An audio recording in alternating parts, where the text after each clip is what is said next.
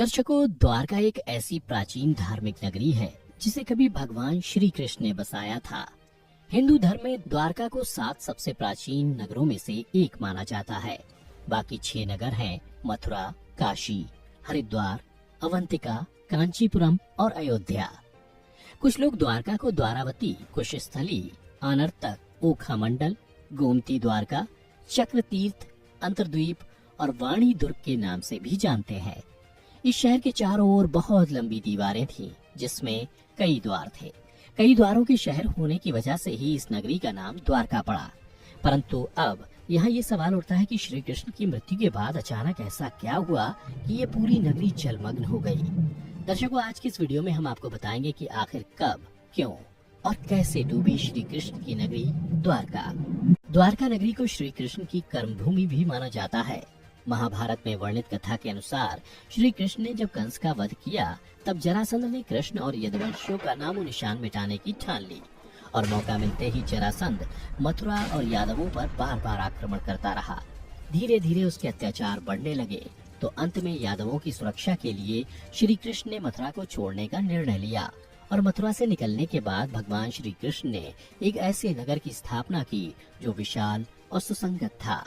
इस नगर का नाम था द्वारका नगरी।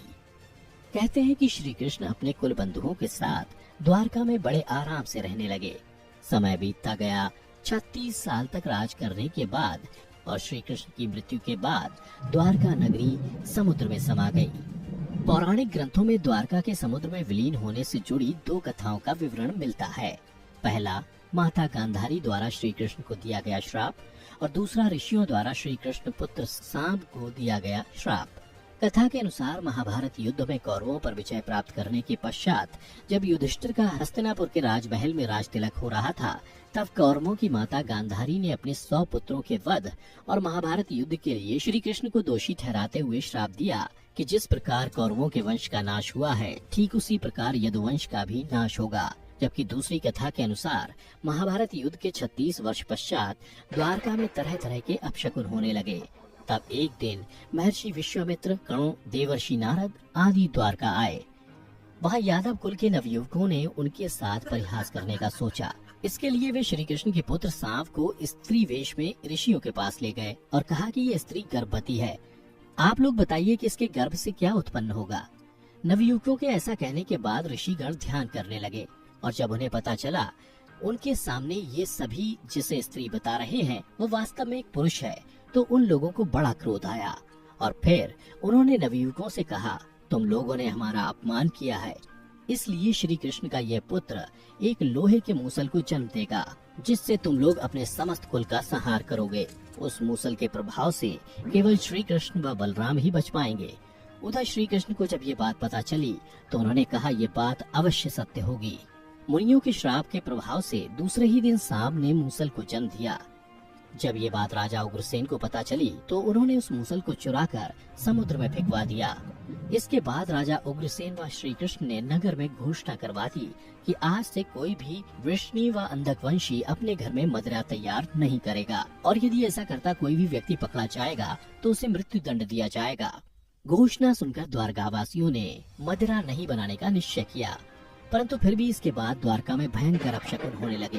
प्रतिदिन आंधी चलने लगी, चूहे इतने बढ़ गए कि मार्गों पर मनुष्यों से ज्यादा चूहे दिखाई देने लगे। उस समय यदुवंशियों को पाप करते शर्म नहीं आती थी।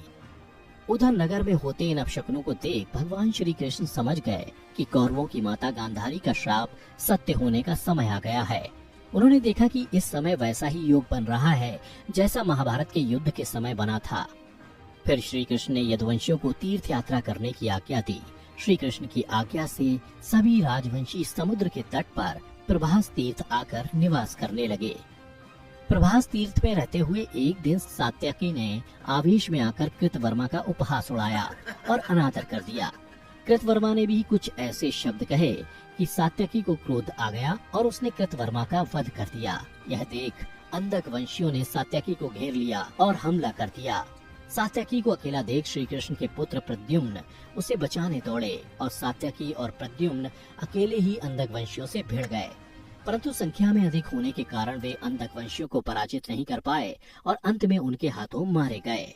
अपने पुत्र और सात्यकी की मृत्यु से क्रोधित होकर श्री कृष्ण ने एक मुट्ठी एर का घास उखाड़ ली। हाथ में आते ही वह घास वज्र के समान भयंकर लोहे की मूसल बन गई। जो कोई भी वह घास उखाड़ता वह भयंकर मूसल में बदल जाती। उन मूसलों के एक ही प्रहार से प्राण निकल जाते थे। उस समय काल के प्रभाव से सभी वीर मूसलों से एक दूसरे का वध करने लगे।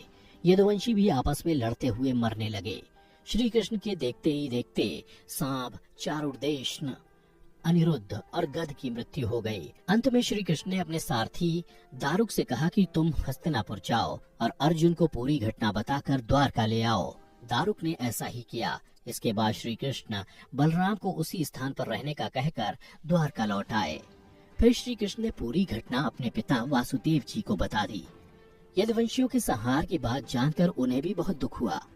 श्री कृष्ण ने वासुदेव जी से कहा कि आप अर्जुन के आने तक स्त्रियों की रक्षा करें। इस समय बलराम जी वन में मेरी प्रतीक्षा कर रहे हैं, मैं उनसे मिलने जा रहा हूँ। ये कहकर श्री कृष्ण बलराम से मिलने चल पड़े। वन में जाकर श्री कृष्ण ने देखा कि बलराम जी समाधि में लीन हैं। देखते ही देखते बलराम शीशनाग रूप में परिवर्तित हो गए और भगवान श्री कृष्ण से आज्ञा लेकर बैकुंठ धाम वापस लौट गए। उधर बलराम जी द्वारा देह त्यागने के बाद श्री कृष्ण वन में घूमने लगे। घूमते घूमते वे एक स्थान पर बैठ गए और गांधारी द्वारा दिए गए श्राप के बारे में विचार करने लगे। देह त्यागने की इच्छा से श्री कृष्ण ने अपनी इंद्रियों का संयमित किया और महायोग की अवस्था में पृथ्वी पर लेट गए। जिस समय भगवान श्री कृष्ण समाधि में लीन थे, उसी समय जरा नाम का एक शिकारी हिरणों का शिकार करने के उद्देश्य से वहां आ गया। उसने हिरण समझकर दूर से ही श्री कृष्ण पर बाण चला दिया। बाण चलाने के बाद जब वो अपना शिकार पकड़ने के लिए आगे बढ़ा तो योग में स्थित भगवान श्री कृष्ण को देखकर उसे अपनी भूल पर पश्चाताप हुआ। तब श्री कृष्ण ने उसे आश्वासन दिया और परम धाम चले गए। इधर दारुक हस्तिनापुर पहुंचकर यदुवंशियों के संहार की पूरी घटना पांडवों को बता दी। यह सुनकर पांडवों को बहुत शोक हुआ।